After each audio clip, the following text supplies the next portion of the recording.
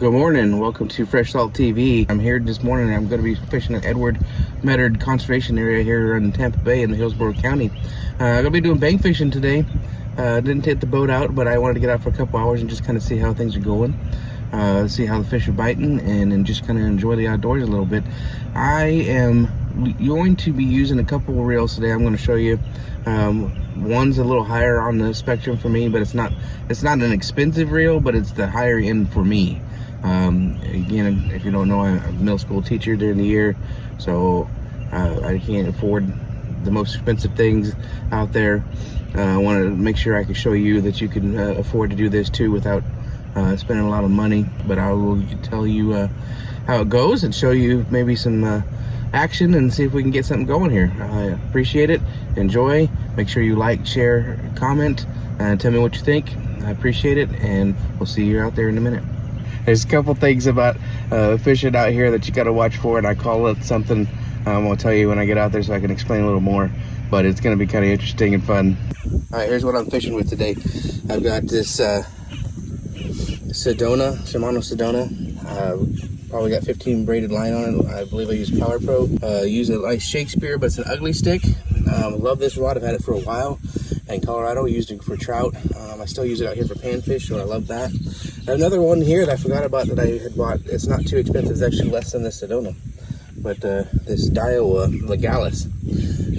So far, so good. I'm going to actually put it to the test. I haven't actually taken it out but once. But I put it on a Crappie Max rod. Seemed to work really good. But let's try this out. This is what I'm using. Make sure when you go to Walmart that you actually open these up before you even take them to the register, because they can be gritty and sometimes they get really nasty. So just check your worms before you do it. Don't just grab them and go. All right, I'm out here at Medard off the dock. I'm going to show you here in a minute, but just be aware, when you're walking in, that if you're coming out to any lake in Florida, especially in the south central area, that you got to watch out for gators. I didn't see any walking in, nothing to worry about other than the drive, but I'm going to throw this out and I'm going to show you a couple things that I do to have some fun. All right, here we go again. I just want to show you, as I start looking at my surroundings before I really get going here, obviously I've got one right here, and then there's another one sitting right up in here. If I go around, there's another one right up in here, and then there's one right here. So they're around. You just got to watch them right there. So they're out there, they're hiding, they're just kind of chilling, don't generally bother you. We'll see what happens when I start splashing the water and making things a little crazy with catching some fish, hopefully. But generally they stay out of your way, but there's some people that feed these things, and so they're not quite worried about you out here, and they come after you. Not you, but they come after your fish because they think they get free meals. So anyways, I'm gonna get fishing. We got up here close, about 10 yards away from me now fishing. He's just kind of cruising around me. Pretty interesting stuff, pretty neat stuff though, to be honest with you. Nature's pretty wild. All right, so I'm finishing up for the day. It's getting ready to rain and have a pretty good storm coming through. We're supposed to have about 4 inches here in the area over the next 4 days, but had a decent morning. Met a new guy and his young kid. His name was Brad as well. I think I mentioned that earlier, but kind of learned a few things. I think I maybe taught him a couple things. He's not a big freshwater fisherman. Something he's just getting into, so it was kind of neat to kind of help somebody else out, and got the young kid Austin catch a couple fish today. I caught one on this Sedona reel, right, and it's did a really good job. I feel like it's got really smooth. It casts amazing, especially with this PowerPro 12-pound line, I believe. But it did an amazing job. I really thought that it handled itself well.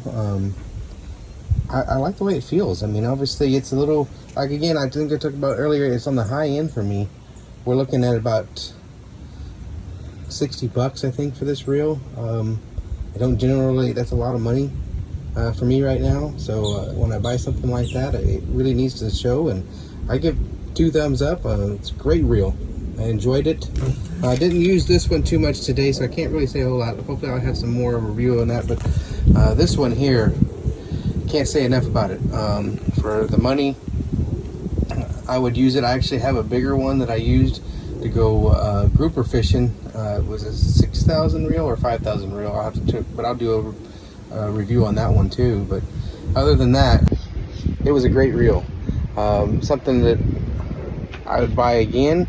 Hopefully make some money. I'll be able to outfit myself with the Shimano. I really like Shimano. I've never used Shimano a whole lot.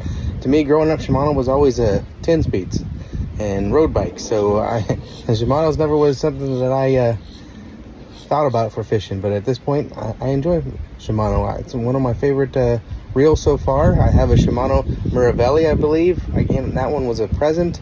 Is an expensive rod. What I spent, or what they spent for me on that, you know, $225 for a GLF salt rod, and that Miravelli, that's real expensive for me. I mean, that's a once in a lifetime. That sucker is one of my favorite things. It casts really well. It feels really good. But I mean, what was spent on that? I mean, some people were spending $300 and $400 just for a rod, and sometimes these reels are $400 and $500. And man, I don't know if these are pros or what they are, or if they're just people that have that kind of money. But that's a lot of money for the everyday fisherman. But I'm not saying anything bad about them. It's just not something I can put my my money into right now, or would I? Obviously, these videos, especially these new ones, and introducing myself, apologize, they're probably not going to be all that great, but I appreciate you tuning in. I appreciate you hanging with me. I didn't get as much today as I wanted to filming because I got talking to a new friend and two-person, and you know, hope that's going to spark into a pretty good friendship. I got his number, he's got my number. He knows this area a little better than me. I've only been in this area about a year and a half, so I'm still learning it. Again, saltwater fishing is new to me, and I'm just looking forward to having some fun and enjoying it, and enjoying being outside. It's something I love. I mean, coming down from the Midwest Colorado area, outside's where we've always been, and this is just a different kind of outside. Being in the beaches, being in the water, being just outside, different heat, getting used to that, but not unaccustomed to it. Just been a while. But appreciate you. Like, share, comment, subscribe, please help me move this along. I'll hopefully start bringing you some really awesome content with me fishing and catching stuff and learning and just trying to figure things out, and we'll go from there.